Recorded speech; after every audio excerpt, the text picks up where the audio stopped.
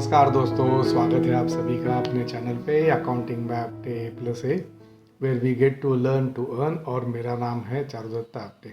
दोस्तों बहुत दिन के बाद मिल रहा है। मैं था ही नहीं सिटी में। I was on a tour, trip पे था। ऑलमोस्ट 25-30 दिन में बाहर था। जैसे आप में से कुछ लोगों को मालूम है, वैष्णो देवी के यात्रा पे गया था, उसके बाद में पटनी टॉप, उसके बाद में उत्तराखंड घूमा, लखनऊ, वाराणसी, और अभी हाल ही में सोमनाथ और गिरनार जाके मैं कल ही वापस आया हूँ। अभी 1 महीने तक मैं किधर जाने वाला हूँ नहीं, घर पे ही हूँ। मई में एक छोटा सा ट्रिप है, लेकिन वो 4-5 दिन का ही है। तो दोस्तों आज से अपना रेगुलर बिजनेस स्टॉक मार्केट का मेरा भी चालू, और अपना जो वीडियो का सिलसिला है वो भी चालू। ऐसा नहीं कि बीच में हमने वीडियो नहीं बनाए, बीच में मैंने 2 वीडियोस बनाए हैं उत्तराखंड से, लेकिन वो दोस्तों अर्जेंसी में मुझे शूट करने पड़े और अर्जेंसी में अपलोड करने पड़े। उसमें किसी कंपनी का एनालिसिस था नहीं, ओवरऑल मार्केट का एनालिसिस था। तो दोस्तों आज हम बात करने वाले हैं रिलायंस इंडस्ट्रीज़ के ऊपर। वीडियो चालू करने से पहले दोस्तों एक अपना standard disclaimer, share market volatile है। अभी हमने देखा पिछले 1 महीने में कितना ऊपर नीचे हुआ। 100 का शेयर 50 हुआ, 50 का 25 हुआ, 100 का 120 भी हुआ। तो मार्केट वोलाटाइल है। तो मेरे वीडियो में मैं जो भी शेयर का एनालिसिस करता हूँ वो शेयर में दोस्तों आप अपना खुद का नॉलेज भी यूज़ करें, आप अपना खुद का एक्सपर्टीज़ भी यूज़ करें, और आपका डिसीजन आपको खुद को लेना है, ना कि मेरे वीडियो से इन्फ्लुएंस होके कुछ आपको आपका डिसीजन लेना है। क्योंकि कैपिटल आपका है, हार्ड अर्न मनी आपका है, तो जो फ़ायदा होगा नुकसान होगा वो दोनों आपके कैपिटल में होगा। तो आपका डिसीजन आपको खुद को लेना है, ना कि मेरे वीडियो से इन्फ्लुएंस होके लेना है। रिलायंस इंडस्ट्रीज़ का न्यूज़ हम सभी को अभी मालूम है, it is already out. Already ये न्यूज़ अक्टूबर में ही दोस्तों आया था, क्योंकि तभी रिलायंस ने एक छोटा सा अनाउंसमेंट किया था कि they are going to demerge, और rather they are thinking of demerging Reliance Jio financial services from Reliance Industries. और वही न्यूज़ देख के दोस्तों 2 जनवरी को रिलायंस के ऊपर मैंने एक वीडियो बनाया था, Reliance a long term demerger story. उसका लिंक मैं ऊपर आपको आई बटन में देता हूँ, और एंड स्क्रीन में भी दोस्तों मैं उसका लिंक आपको देता हूँ। उसमें ओवरऑल रिलायंस का कंपनी एनालिसिस हमने किया है कि रिलायंस का ओवरऑल बिजनेस क्या है, कितना बिजनेस का क्वांटम है, क्वार्टरली प्रॉफिट कितना है, रेवेन्यू कितना है, डेट कितना है, वो सब चीज़ों की हमने उसमें बात की थी वो वीडियो में। और डीमर्ज होने के बाद क्या हो सकता है उसकी भी हमने वो वीडियो में बात की थी। और मैंने वो वीडियो में ये भी बोला था कि रिलायंस जैसा शेयर दोस्तों एक ही बार में एक्यूमुलेट करने जैसा नहीं है, इसको एसआईपी की तरह लेना है। अगर अपने पास थोड़ा फंड्स ज़्यादा अवेलेबल है तो दोस्तों इसको डिक्लाइनिंग मार्केट में, या जब भी इसका डाउनसाइड होता है या डाउनसाइड होगा, आगे जाके भी नहीं होगा ऐसा नहीं है, इंस्पाइट ऑफ दिस न्यूज़ थोड़ा सा नीचे आ सकता है। तो अगर ये लेवल से अभी 2300 के लेवल के आसपास है, अगर ये लेवल से थोड़ा नीचे आता है तो इसको थोड़ा क्वांटिटी में ले सकते हैं। लेकिन दोस्तों बाद में हर 15 दिन, हर 1 महीने इसको एसआईपी की तरह लेना है आगे के 1.5 से 2 साल तक। मैंने 2 जनवरी के वीडियो में भी यही बोला था कि इसको एसआईपी की तरह लेना है। तो this is the best SIP stock according to me. क्यों है वो अभी दोस्तों हम लोग देखते हैं। तो दोस्तों रिलायंस का डीमर्जर का स्टोरी ऑलरेडी अभी आउट है, पब्लिक डोमेन में है, वहाँ पे बहुत से डिटेल्स अवेलेबल है। और अभी उनका 2 मई को शेयर होल्डर्स का मीटिंग है, जो सिक्योर्ड उनके क्रेडिटर्स है उनके साथ में भी उनका मीटिंग है। And according to me these meetings are only formalities. जो कंपनी डिसाइड करता है दोस्तों वो आगे जाके होता है। मतलब ये डीमर्ज होगा, डेफिनेटली होगा। और एज ऑफ नाउ जो न्यूज़ है उसके हिसाब से जिनके पास रिलायंस इंडस्ट्री का एक शेयर है उनको ये डीमर्ज एंटिटी में एक शेयर उनको मिलेगा। ये जो दोस्तों डीमर्ज एंटिटी होगा वो रिलायंस इंडस्ट्रीज़ के जितने भी लिक्विड एसेट्स है उनको एक्वायर करेगा। और दोस्तों ये जो डीमर्ज एंटिटी है उसका अपॉन लिस्टिंग, जब इसका लिस्टिंग होगा तभी इसका वैल्यूएशन 1.5 लाख करोड़ के आसपास होगा, ऐसा एक्सपर्ट्स लोगों का मानना है। अभी ये कंपनी क्या करने वाला है दोस्तों, एक तो दोस्तों रिलायंस इंडस्ट्रीज़ का जो लिक्विड एसेट्स है वो ये कंपनी एक्वायर करेगा। और मेरे हिसाब से दोस्तों रिलायंस का जो डेट है वो date also to a larger extent ये कंपनी में ट्रांसफ़र होगा। उसके वजह से दोस्तों रिलायंस इंडस्ट्रीज़ का डीमर्ज होने के बाद जो बैलेंस शीट बनेगा that would be a very very healthy balance sheet, क्योंकि उसमें डेट का जो पोर्शन है वो बहुत कम होगा, ऐसा मुझे लगता है। I am still not sure, क्योंकि पूरे डिटेल्स और ये डीमर्जर का जो पूरा उनका सीक्वेंस है, जो पूरा अरेंजमेंट है, जो पूरा थिंकिंग है, वो अभी तक पूरा बाहर नहीं आया है। लेकिन मैंने किधर तो ये पढ़ा था, डेट जो है रिलायंस इंडस्ट्रीज़ का वो भी to a larger extent Reliance Jio financial services में जाएगा।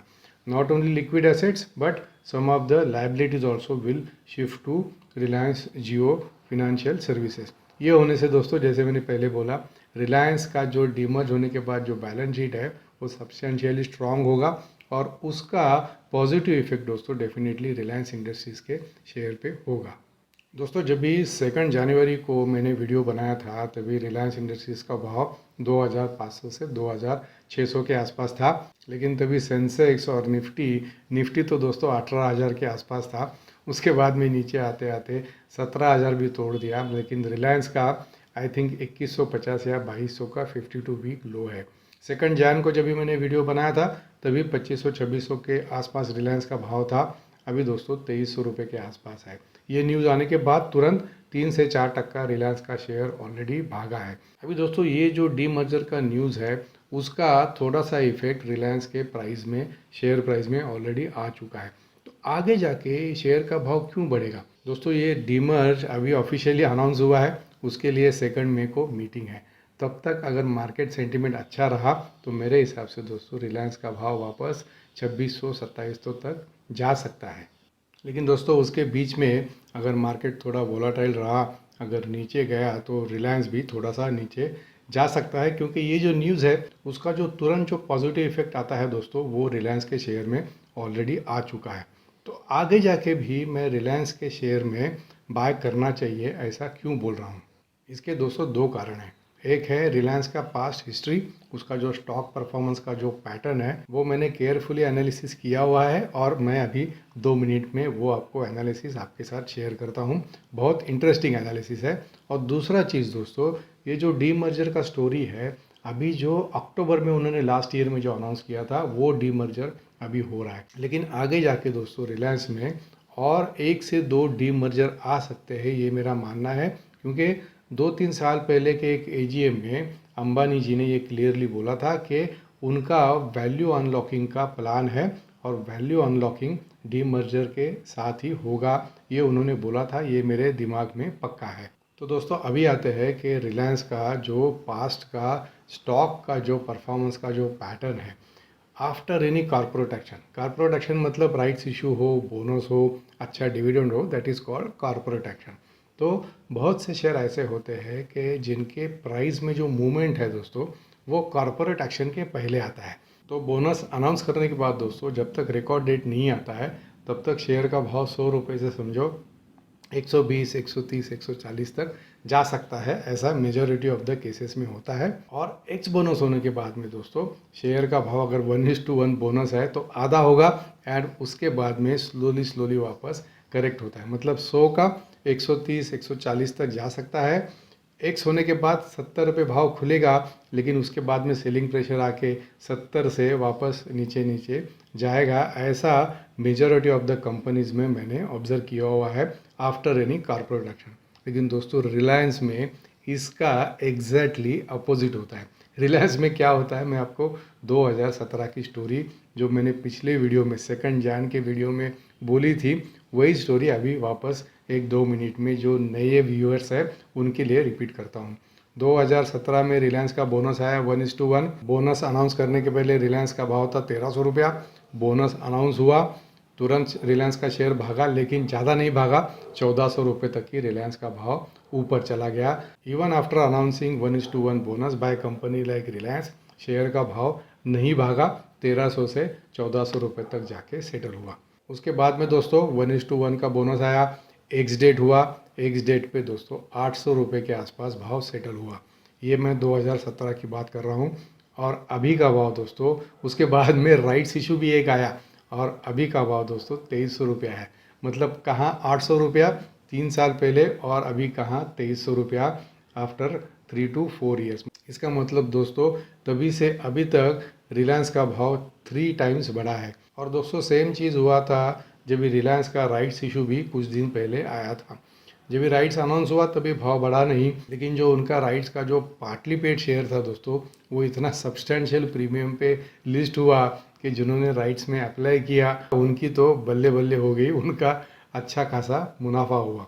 सो टू समराइज ऑन रिलायंस दोस्तों, तो दोस्तों हो सकता है कि ये टाइम भी जो अपना पहले वाला जो ट्रेंड मैंने ऑब्जर्व किया हुआ है वही ट्रेंड वही पैटर्न ये टाइम भी होगा। मतलब अभी 2300 रुपये का भाव है, हो सकता है कि बाय द टाइम मतलब 2 मई तक जब भी रिलायंस का मीटिंग है, जब भी रिलायंस का शेयर होल्डर्स का मीटिंग है और सिक्योर क्रेडिटर्स का भी मीटिंग है, और जब तक उनका रिकॉर्ड डेट नहीं आता है हो सकता है कि रिलायंस का भाव ऊपर नीचे होता रहेगा।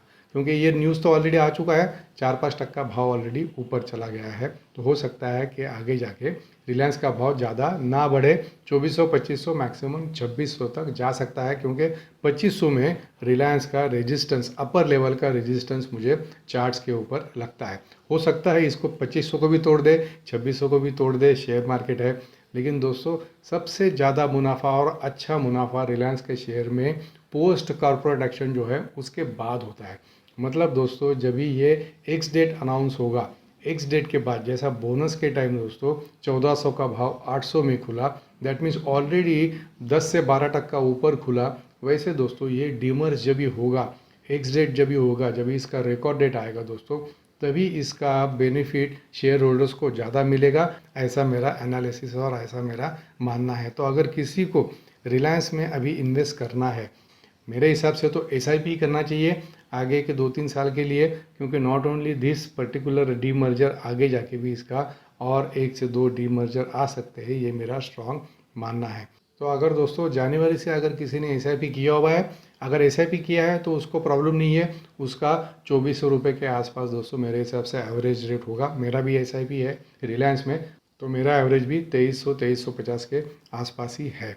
तो अगर किसी को दोस्तों डीमर्ज स्टोरी का अगर बेनिफिट किसको लेना है, किसको ये डीमर्ज स्टोरी ट्रेड करना है, प्ले करना है, तो दोस्तों अभी भी इसको खरीद सकते हैं। लेकिन इसको खरीदना है, डीमर्ज स्टोरी एंड होने तक इसको रखना है। मतलब अभी लेके समझो 10-15% भी रिलायंस का शेयर जब भी रिकॉर्ड डेट आएगा या 2 मई को मीटिंग है उसमें अप्रूवल होगा, तब तक अगर 5%, 10%, 15% भी बढ़ता है फिर भी उसको बेचना नहीं है, इसको होल्ड करके रखना है दोस्तों आगे के 1 से 2 साल तक। और तब तक इसको एसआईपी भी इसका कंटिन्यू कर सकते हैं। अगर अभी किसी के पास एक्स्ट्रा कैपिटल अवेलेबल है तो इसको थोड़ा सा ज़्यादा क्वांटिटी में भी ले सकते हैं, लेकिन होल्ड करना है इसको दोस्तों, उसको बेचना नहीं है। भले इसमें 10 से 15% तक अप्रिसिएशन भी हुआ, डीमर्ज का जो रिकॉर्ड डेट आएगा तब तक, फिर भी इसको 10-15% के लिए दोस्तों बेचना नहीं है।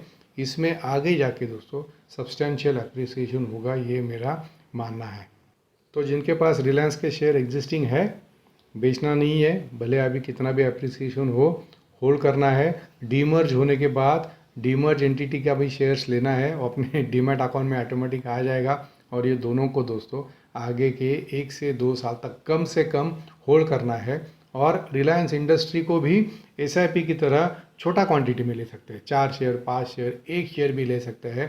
लेकिन ये मेरा स्ट्रॉन्ग मानना है कि आगे के 2 से 3 साल तक अभी भी इसको, इवन आफ्टर दिस डीमर स्टोरी, इसको एक्यूमुलेट कर सकते हैं। ये दोस्तों जो शेयर के प्राइस में जो मैंने मूवमेंट और जो ट्रेंड देखा था after record date, after the corporate action, वो ज़्यादा होता है रिलायंस के शेयर में दैन अदर कंपनीज। अभी अप्रिसिएशन ज़्यादा नहीं दिखेगा, 10 से 15% ही दिख सकता है, लेकिन आगे जाके दोस्तों डीमर्ज होने के बाद कम से कम 40 से 50% वापस अप्रिसिएशन हो सकता है। लेकिन थोड़ा इसको होल्ड करना पड़ेगा। 2017 में एक्स बोनस होने के बाद जो 800 रुपया था, वो अभी राइट्स का इशू होने के बाद भी 2300 रुपये के आसपास है। ये इसका दोस्तों लाइव एग्जाम्पल है। तो ये तो हो गया एक रीज़न। और दूसरा रीज़न दोस्तों है कि रिलायंस इंडस्ट्रीज़ मेरे हिसाब से यही डीमर्जर पे, मतलब ये एक डीमर्जर करके ही रुकने वाला नहीं है। आगे जाके भी दोस्तों उनका वैल्यू अनलॉकिंग होगा। टेलीकॉम बिजनेस है, रिटेल बिजनेस है, some of the other businesses, oil का बिजनेस तो उनका सबसे बड़ा है। तो दोस्तों इसका भी आगे जाके डीमर्ज होगा, ये मेरा मानना है। तो अगर रिलायंस के शेयर्स किसी के पास है, इसको लंबे समय के लिए होल्ड करना है, एसआईपी की तरह बाय करना है, और 10-15% मुनाफे के लिए इसको बेचना नहीं है। इसको अपने पास होल्ड करके, जैसा फिक्स डिपॉजिट होता है 2 साल 3 साल 5 साल का, वैसे इसको फिक्स डिपॉजिट की तरह रखना है। इसको बड़े और सब्सटेंशियल गेन के लिए अपने अकाउंट में होल्ड करके रखना चाहिए, ये मेरा मानना है। तो दोस्तों ये था अपना आज का video on Reliance industries limited, long term डीमर story coming partially true. अभी एक उनका डीमर्जर हो रहा है, आगे जाके भी दोस्तों टाइम लगेगा, 2 से 3 साल 4 साल भी लग सकते हैं, लेकिन जो बेनिफिट होगा, जो कैपिटल में अप्रिसिएशन होगा दोस्तों, वो एक्सपोनेंशियल होगा। It could be 2 times 3 times 4 times, sky is the limit for appreciation. क्योंकि रिलायंस का बैलेंस शीट, रिलायंस इंडस्ट्रीज़ का बैलेंस शीट भी डीमर्ज होने के बाद दोस्तों सब्सटेंशियली इम्प्रूव होने वाला है। So according to me, Reliance industries still a long term demer story and a best stock amongst all the stock for SIP. So happy investing. मैं आशा करता हूँ वीडियो आपको पसंद आया रहेगा। अगर वीडियो पसंद आया है तो बहुत दिन के बाद मिल रहा है, तो वीडियो को लाइक कीजिए, कमेंट कीजिए, और अभी तक आपने अगर चैनल को सब्सक्राइब नहीं किया है तो चैनल को सब्सक्राइब भी कीजिएगा। Thank you very much for your time. See you in next video.